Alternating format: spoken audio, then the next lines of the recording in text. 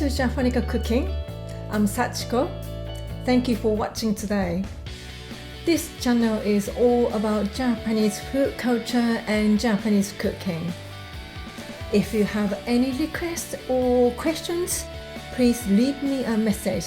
Thank you. Today is cooking rice. Yay! Sushi rice, Japanese rice. It's same.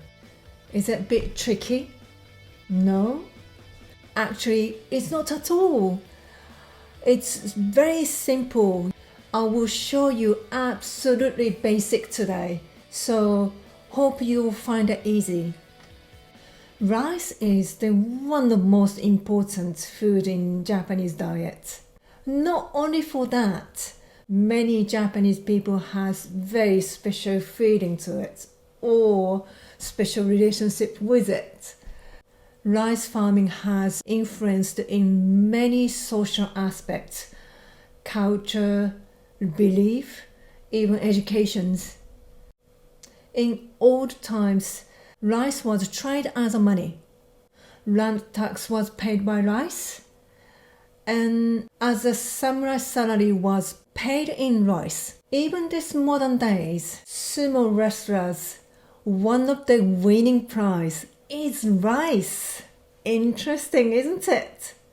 So rice has developed with people's passions and came along with Japanese history. There is about 300 different varieties of Japanese rice. This is only for the steamed rice.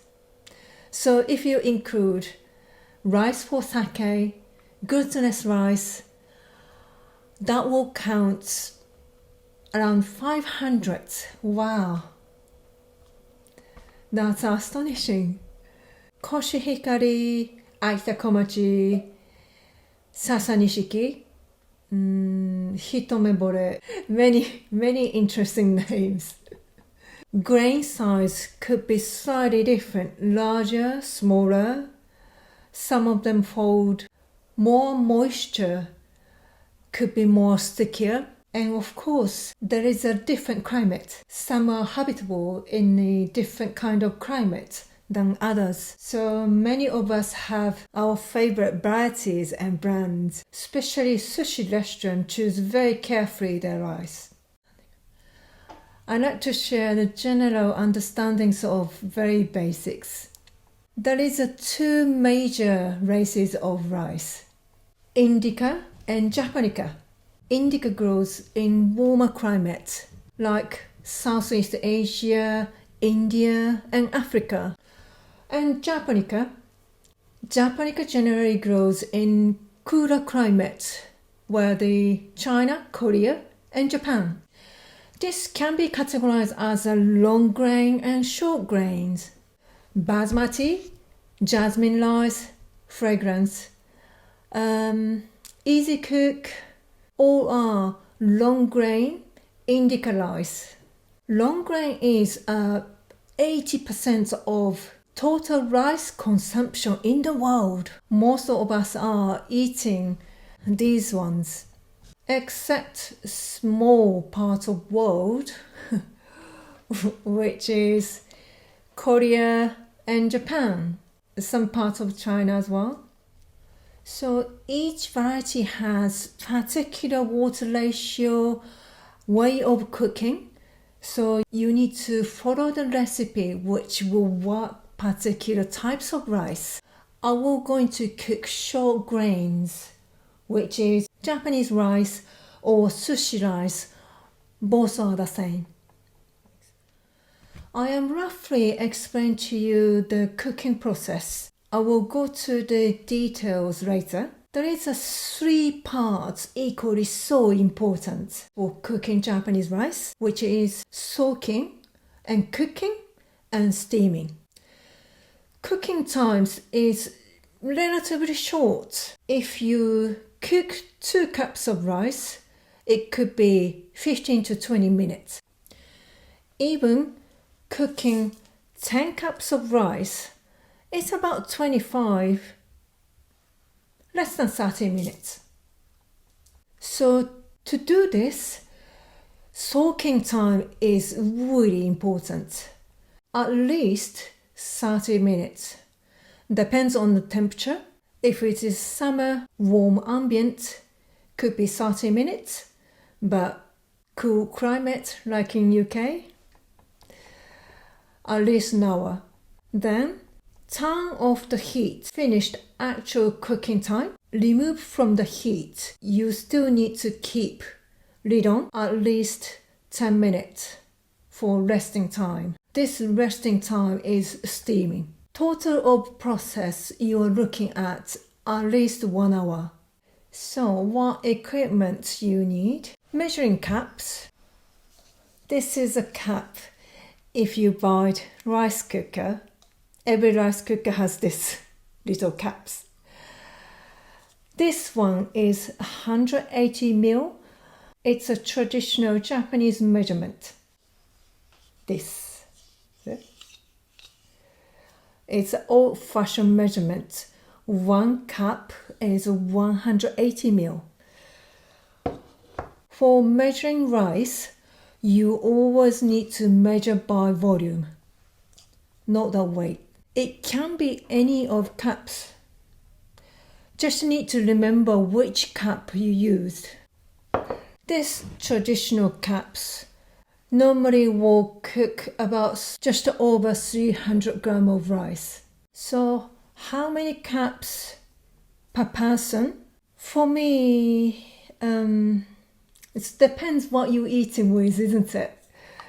For sushi, 1 cup of rice you can eat easy. But for other dishes like katsu curry, maybe this is too much for 1 person. Could be 1 cup per 2 person. Pot can be any pot, but you need to have lid.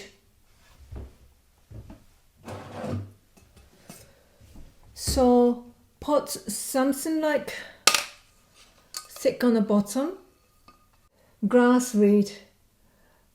If you are a beginner, kind of help you to look through. This is about 1.5 liters, so best for 1 cup. You don't want to use anything too small. Volume itself become nearly 3 times. So this is like a 2 liter pot. 2 cups, if you're cooking 2 cups, you need size something like that. Also, I really like cooking in a cast heavy iron pan. It's really nicely cooked. I think it's because it keeps heat really well. Rice cooks really well.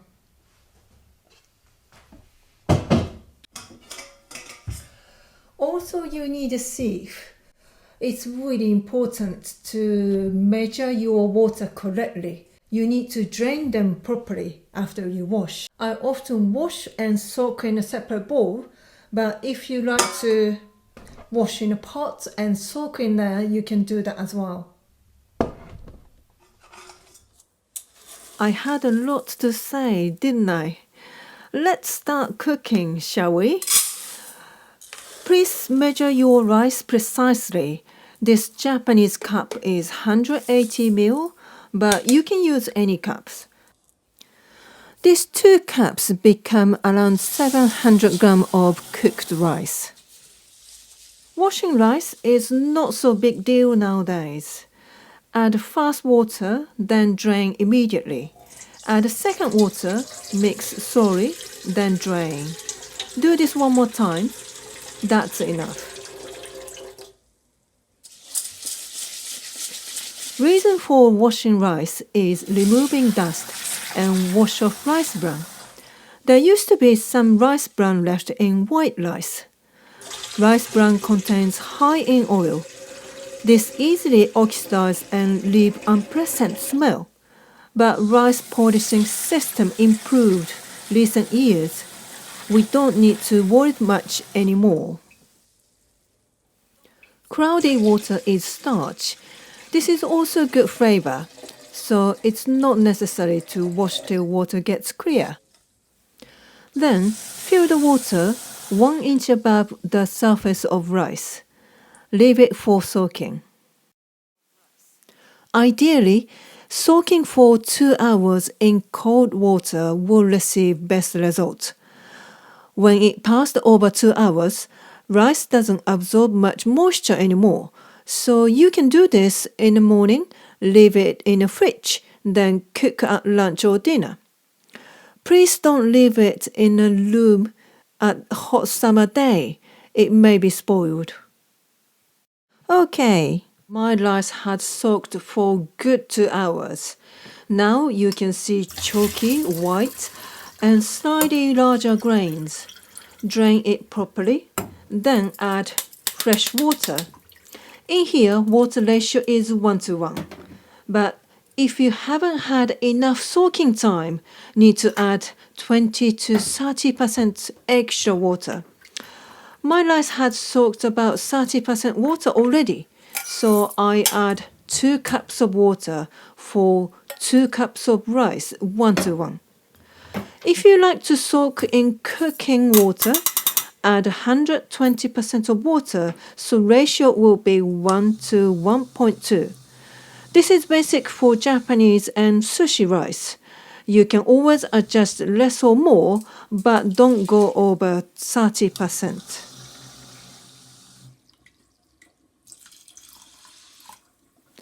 Let's use a medium-sized ring. Start with high heat.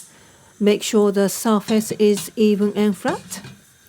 You can use any cooker, inductions, electrics and gas. Any of them are fine.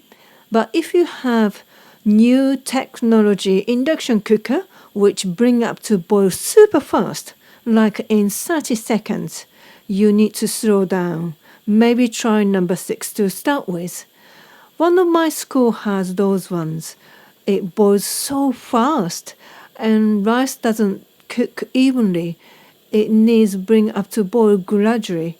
About 4 minutes, my pan begin to boil. Keep cooking till nearly boil over. It's been 6 minutes now. It seems to boil over. Turn down to the smallest heat. In here, total cooking time is for 15 minutes from the beginning to the end. Start with high heat for 6 minutes. Once it's boiled, turn down to the lowest heat for another 9 minutes. Every cookers and pans heat up and cook slightly different, so please adjust yours by observing this video. In 30 minutes, very little bubble on the edge you can see. Steam is still coming out from the pot. Now you can enjoy mindful cooking. Focus to your other sense. Carefully listen to the light popping sound, like a popcorn. This tells you there is no more liquid in the pot and rice is crunching up. You may smell like toasting aroma too. If you like some toasted rice, you may go further, but otherwise turn off the heat. Don't open the lid yet. This is the crucial time. Keeping pot stand still with lid on another 10 to 15 minutes. This makes perfect rice. Soft, juicy and sweet, even delicious when it's cool. Hope you enjoyed this absolutely perfect Japanese rice. That's it today. Thank you so much for watching today. See you next time.